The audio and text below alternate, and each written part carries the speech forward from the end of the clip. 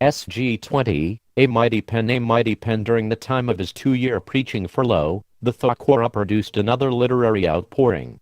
In 1892, he published short excerpts in pamphlet form of an earlier published work called Vaishnava Siddhantamulak. The pamphlets were based mainly on the portion of the book which deals with the glories of the holy name, and they were given titles like Sri Hari Nama, Sri Nama, Sri Nama Mahima, Sri Nama Prachwara and Sri Nama Tattva. These were distributed to the people as part of the Thakur's Namahatma program and were very well received. Also in 1892 the Thakur published a book called Sriman Mahaprabhu Arshiksha, a book of 11 chapters, summarizing Lord Chaitanya's philosophy in 10 major categories. The first chapter presented the 10 categories and the succeeding 10 discussed each category individually. There are profuse Sanskrit quotations to substantiate each point, as well as Bengali prose translations and explanations. But in 1893 the real deluge occurred. He wrote Tattva Viveka or Satchidanandanubhuti, which was a presentation of the teachings of the greatest Vaishnava acharyas in relation to the ideas of famous Western and Oriental philosophers. The book comprised 48 Sanskrit verses with detailed Bengali commentary on each verse. Then came Sharanagati, Gitamala and Gitakali, 3 small songbooks which perfectly expressed in simple Bengali the philosophy of Krishna consciousness and the lofty realizations and sentiments of a self-realized soul.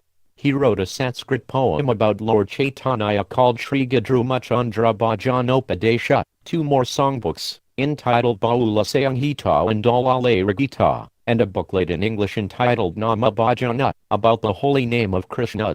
He also wrote a monumental novel called Jaiva Dharma which covered the entire spectrum of Gaudiya Vaishnava thought and answered almost every conceivable question that an inquisitive and intelligent soul could ever think to ask.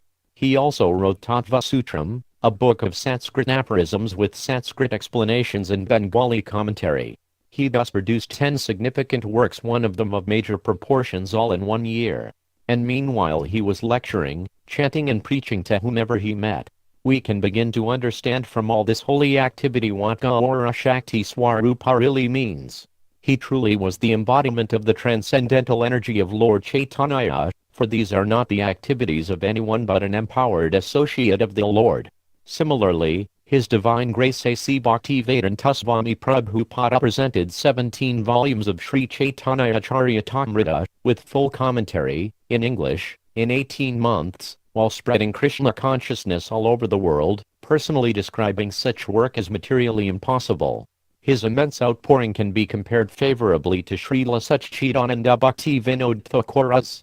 One empowered soul can only be compared favorably with another.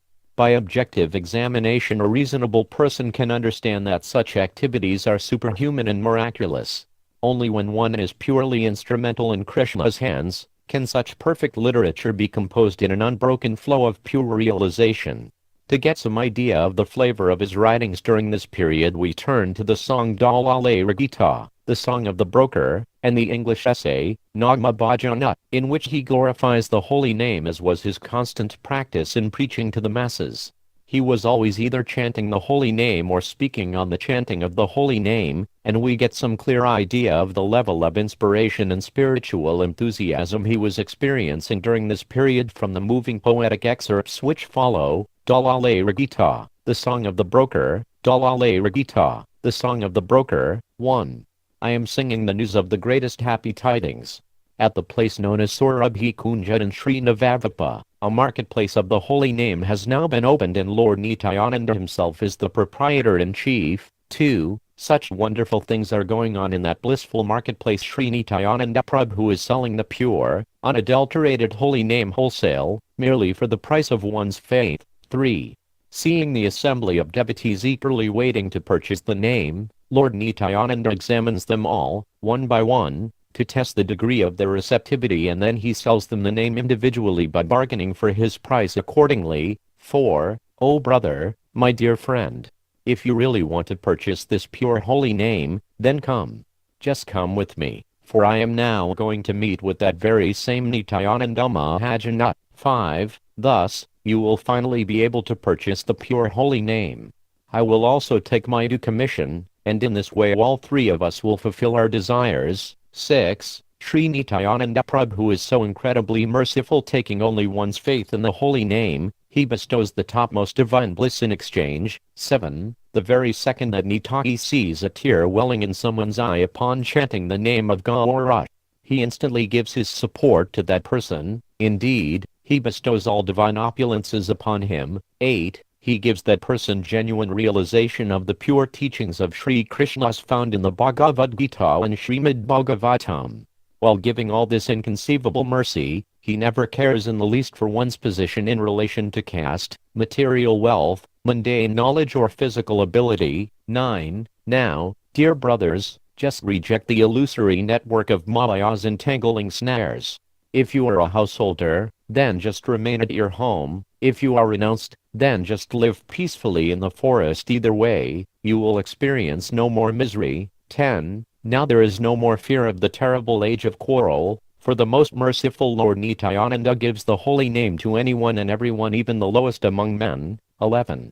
Bhakti Vinod loudly calls out and advises all, except for the lotus feet of Lord Nityananda, there is no other shelter from Namabhajana. From Namabhajana, if by discarding the company of usat or dishonest fellows, usat literally means non-existence, hence those who are unusually attached to the fair sex and those who are non-devotees of Krishna both are called usat, for things other than Krishna are transitory. One embraces the company of the good or sat, opposite of usat, he ere long gains a firm reliance and then through the stages of nisva, etc. reaches the ladder of bhava. Those whose hearts are crooked will, beyond any doubt, run downstairs to hell. The fortunate ones who earnestly long to ascend the terrace of Prem, do sincerely and incessantly chant the name of Krishna in the company of sadhus. They do not have any appetite for any other feature of devotion. When in a short time by the grace of Nama the heart becomes closely attentive, the fruits of religious forbearance, control over sensual appetites, religious observances, withholding the breath by way of religious austerity, abstract religious contemplation, steady abstraction of the mind and indifference to external impressions are very easily gained without paying the least heed to all these. Nama alone is a complete suspension of the fleeting mental operations. The more the heart is pellucid, the more diverse pastimes of the spiritual kingdom play in it. The flow of the milk of this felicity is so very fast running that no other means can give even the smallest drop of it. Jivas have no other wish for wealth than the grace of Krishna.